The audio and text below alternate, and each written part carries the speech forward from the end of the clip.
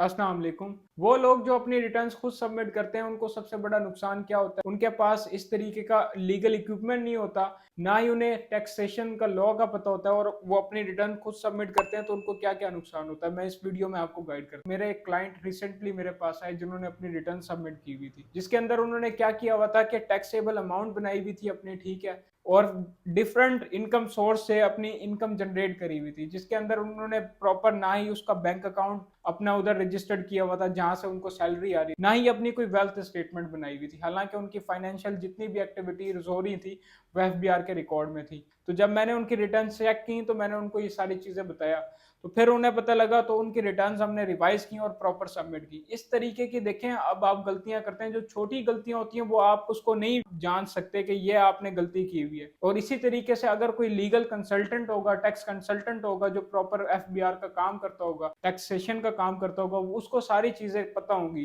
तो आपकी जो भी गलती होती है वो इस चीज के बारे में बेहतर जान सकता है कि ये आपने गलती की हुई है। तो जब भी आप अपनी रिटर्न सबमिट करें, अगर आपको रिटर्न सबमिट खुद करनी नहीं आती है, ना ही आपको उस चीज का अंदाजा है कि किस तरीके से करनी है, तो ये छोटी सी गलती भी आपके लिए कल को बड़ा मतलब आपको नुकसान पहुंचा सकती है। आपको लिटिगेशन की तरफ जाना पड़ सकता है एफबीआर की, वो आपके लिए ज्यादा मसला होता है। तो आप बेहतर ये है, अगर आपके पास इतना नॉलेज नहीं है, आप इस चीज को अकाउंटिंग को नहीं जानते हैं, तो फिर आप किसी लीगल कंसल्टेंट की ही इसके अंदर सर्विसेज लें। 2-4 हज़ार रुपए के अंदर आप अपने बचाने के लिए इस तरीके से अपनी रिटर्न्स खुद सबमिट ना करें, जिसके अंदर कल को आपको ज्यादा नुकसान हो। फर्दर इससे रिलेटेड अगर आपका कोई सवाल है या आपकी कोई क्यूरी है, तो आप हमारे स्क्रीन के ऊपर नंबर आ रहा होगा, उस पर व्हाट्सएप करके हमसे उस पर भी पूछ सकते हैं और हमारे कमेंट सेक्शन के अंदर भी बता सकते हैं। शुक्रिया।